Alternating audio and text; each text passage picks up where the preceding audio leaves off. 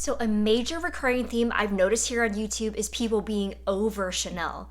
But in my case, it seems like Chanel is over me. No, actually, I'm kidding, but it was my way of trying to be polite and avoid stating the obvious. If you are someone who is over Chanel because of their price increases, it's more likely that Chanel is over you. That's really what I meant to say. Sorry. Hello, and welcome to A Briefcase of Luxury, a place where we love to chat about all things related to life, learning, and luxury. Thank you so much for choosing to watch this video, and I hope you stick around as we take a closer look at some of our favorite luxury fashion houses and learn more about how profits work through the lens of the luxury industry. More importantly, we will look at how much profit Chanel, Louis Vuitton, and Hermes has made since 2019, and based on their financial reports, we will try to deduce how much it actually costs these brands to make some of our favorite items. So if that's something you've always been curious about, please stick around. For those of you who are new here, I am a business professor by day with an unhealthy love for luxury designer items, especially purses. And more specifically, my PhD is in business strategy. So in today's video, I want to look at my unhealthy love for luxury items through the lens of my day job. To better understand what the strategic landscape of the luxury industry currently looks like. I always believe that if I'm to throw ridiculous amounts of money at a company, I want to know what I'm throwing my money at and to who. Or is it to whom? At whom? My PhD is in business, clearly not in English. But I figured it'd be fun to look at three of our favorite luxury houses, Chanel, Louis Vuitton, and Hermes, and try to gain a better understanding of how they operate and what their strategic goals seem to be. Now, I have no insider knowledge of these companies aside from what they choose to publicly disclose. And as always, these are just my own opinions, so take what you want from them.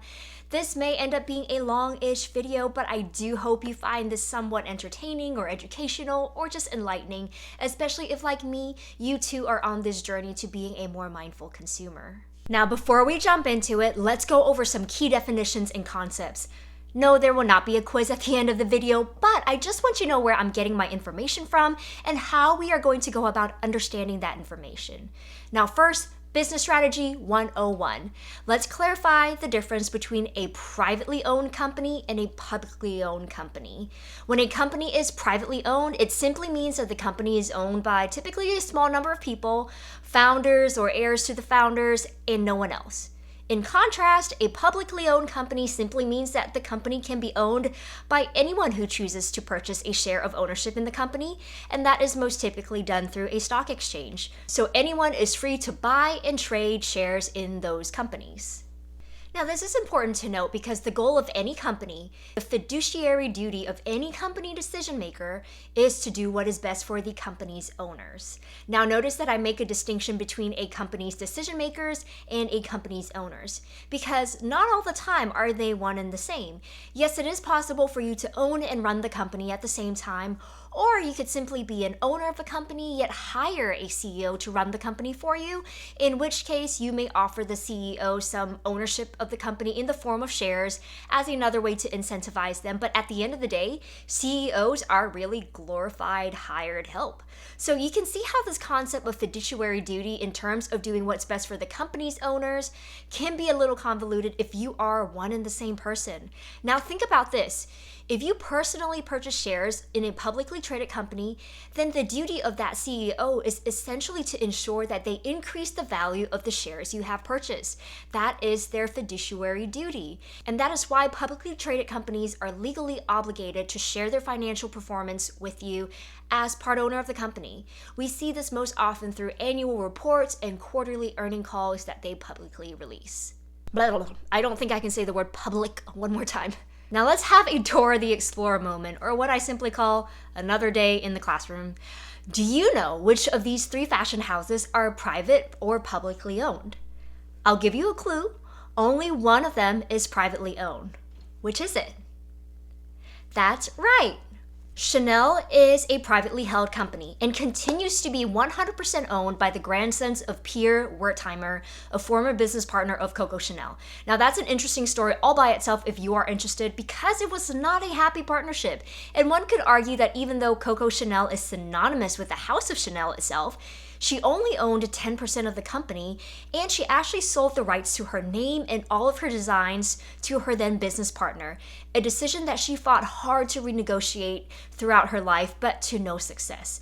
But not to digress, but yes, Chanel is owned by two people, Alan and Gerard Wertheimer. And while they are owners, they are not the ones actively running the company. They have essentially hired an executive team to run the company for them. Their most recent hire includes their newest CEO, Lena Nair, a decision that shocked many since this is her first position as CEO and has no prior experience in the luxury industry.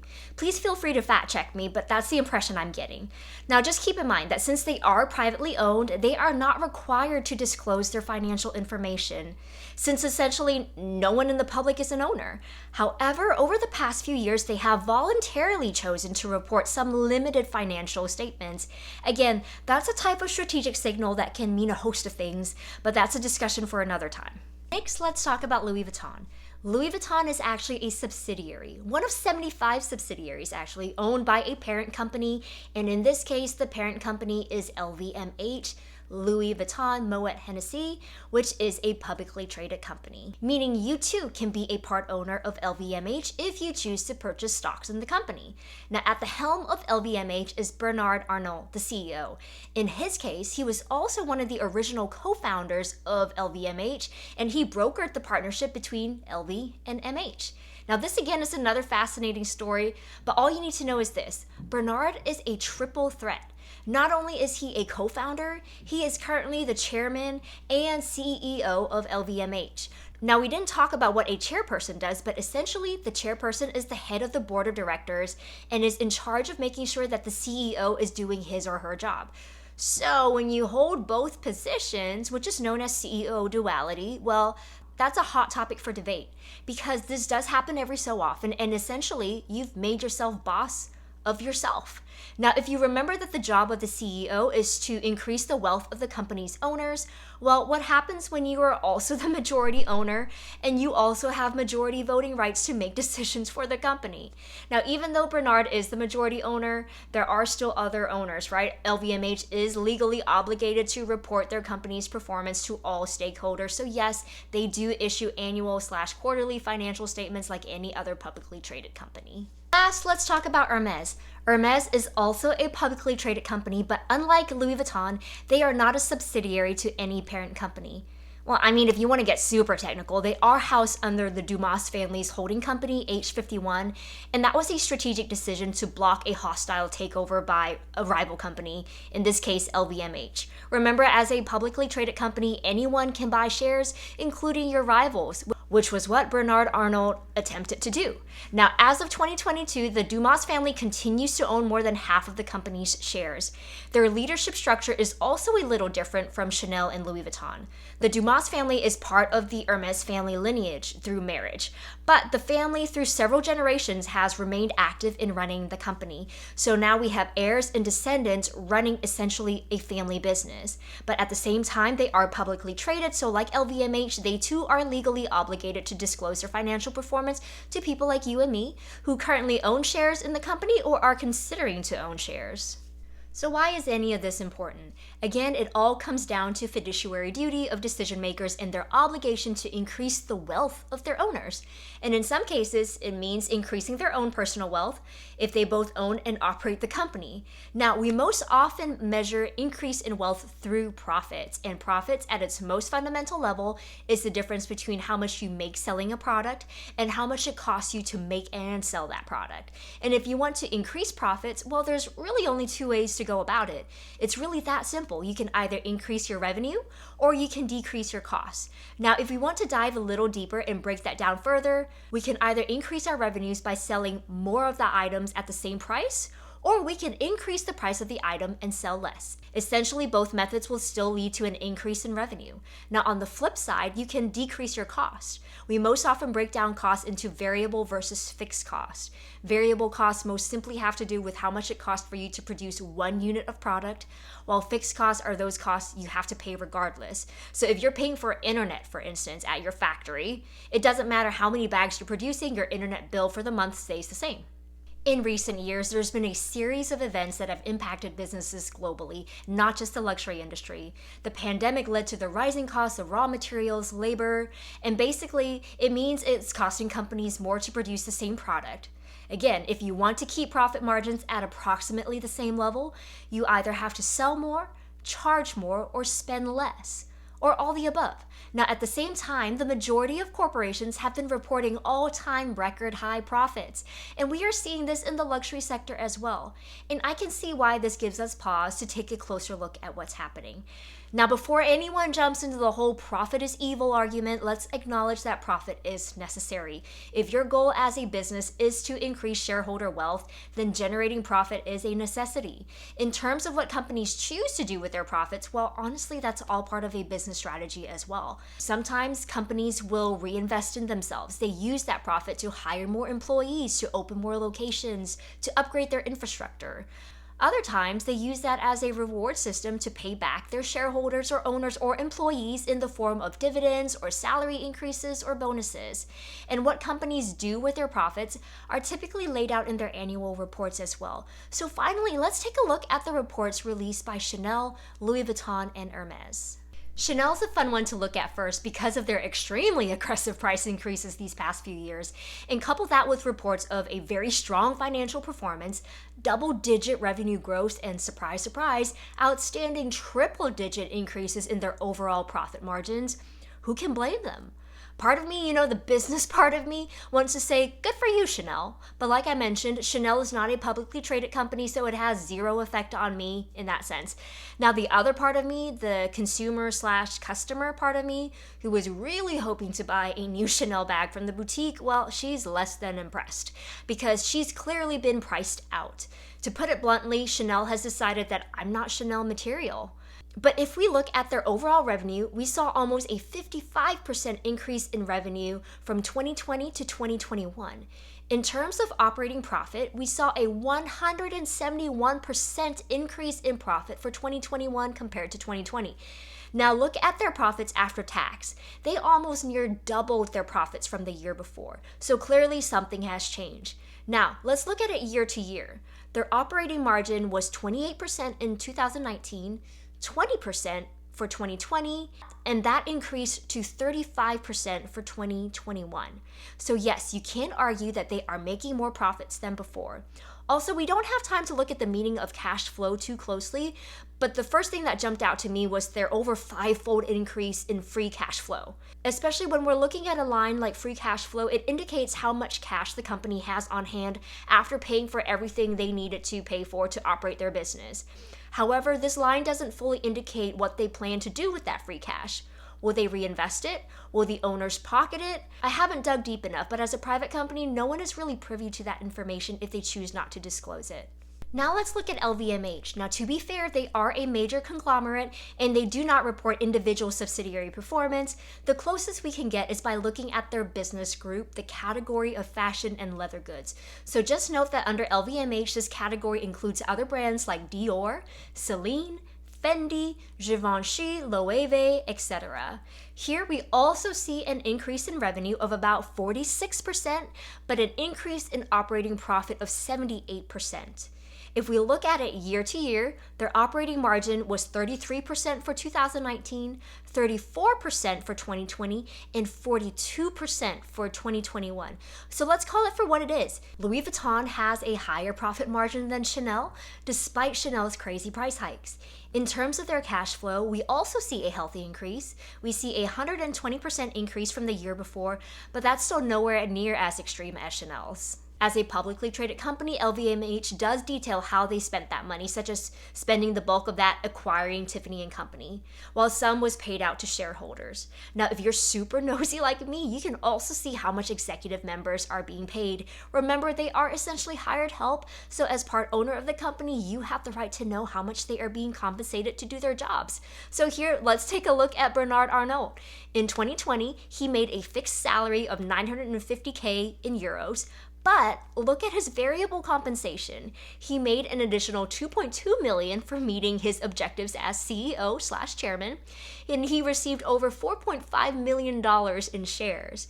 He also got about $50,000 for serving on his own board, and look, a car stipend just shy of $40,000. Now feel free to browse through the others if you are curious like I am. Okay, last, let's look at Hermes. We have revenue growth of about 41% and profit growth of around 77%. So that's about in line with LVMH's revenue and profit growths. When we look at their year-to-year operating margins, we see a margin of 39% for 2021, 32% for 2020, and 33% for 2019. So all in all, fairly steady. There's a slight jump for 2021. We also see a 160% increase in free cash flow in 2021, and we also have details of what that money is being put towards, like the new Madison Avenue flagship store in New York. Now let's look at some of the key figures in the company, like Axel Dumas, CEO, and in this case, co-chairperson of Hermes, along with Émile Hermes, represented by Henri Louis Bauer. Now, pardon my extremely Americanized version of their French names. And let's compare Axel's salaries to Bernard's, for instance. We see Axel has a higher fixed salary of 1.6 million euros, no bonuses that I can see, and a lower variable salary of 1.5 million. And plus, he took a slight pay cut from the previous 2 years. Now that we have a financial snapshot of each company, let's take a step back and just focus on operating margins for a second, since that's a good way to capture how much a company is making in terms of revenues and how much it's costing the company to make that revenue. I think this is interesting because while we're all complaining about Chanel's price hikes over the last few years, if we just look at their 171% increase in profits from the year before, it really does seem like they're just plain being greedy, right? But when we compare their operating margins of 35% in 2021 and compare that to Louis Vuitton's at 42% and Hermes at 39%, well, Chanel has the lowest profit margins. Why? Again, that's another discussion for another day, and it's hard to say for sure since we don't get a full look at how they are spending their money. But it is going to be interesting to see what they do with their free cash flow, and more importantly, how these price hikes are going to affect their revenues in the future and eventually their bottom line. Well, thank you for hanging around for so long because now we're finally getting to the juicy bits. I wanted to make this video because we all know that at the end of the day, we are paying for more than what it costs for a company to produce these luxury items. Now, how much more? Well, that's the cost of the value we place on the company. And when it comes to luxury, we often think we're being taken for a ride, and we know we are paying an arm and a leg extra for the brand, for the reputation, for the marketing, etc. So because most companies don't fully break everything down, it's impossible to know for sure how much a Birkin costs Hermes to make, for instance. And it's so hard to know how much of your money is going to the production of the Birkin itself versus all of the other supporting operations to deliver the Birkin to you. However, we can get a better sense if the company chooses to report their cost of sales. So using Hermes as an example, in 2021, their cost of sales was about $25.80 and their revenue was $89.82. So if we did the simple math and just say on average, the average percent of cost to produce an item is 28% of the item's retail price, then let's say your $10,000 Birkin or Kelly only costs the company approximately $2,800 to produce that one unit, not factoring any other expenses such as your fixed expenses. Now, LVMH doesn't fully break down their cost of sales by business group, so again, we're just going to have to go with the overall average. So if LVMH's total cost of sales was $20,355 and their total revenue was $64,215, well, that's about a 32%, right? So on average, your Pochette Métis, which costs about $2,500 in the monogram canvas, only costs Louis Vuitton a little under $800 to produce. Again, those are just averages based on the numbers released by the company, but you get a better sense of what you are paying for and what the company is doing with their money. Now, again, for Chanel does not report any of those cost of sales figures, so it's anyone's guess how much a classic flat, for example, actually costs the company to make, not factoring in these other expenses. Now, let's zoom out one last time for the big picture. So when we consider operating profit margins for these companies to be around 35 to 40%, I mean, is that good or bad? Think about this. Moderna's operating margin averages are at 55%. Visa's is also at around 55%. Intercontinental Exchange has reported operating margins as high as 60%. So look at finance, tech, pharma categories. I mean, luxury markups just really aren't that crazy. I mean, heck, look into the markup for bottled water if you really want to talk about crazy. Good gracious, this was a long video, but I sincerely hope you found this helpful. There's still so much I want to talk about and speculate on, but I'll just have to save that for another time. Now, P.S. Annual reports for 2022 are about to be released, so keep an eye out. Take a moment to browse through those if you are interested now that you know how to look through these documents and what to look for. Again, thank you so much for hanging around to the end. If you like this video, please don't forget to like, subscribe, and hit the notification bell, and I'll see you again. In the meantime, class dismissed.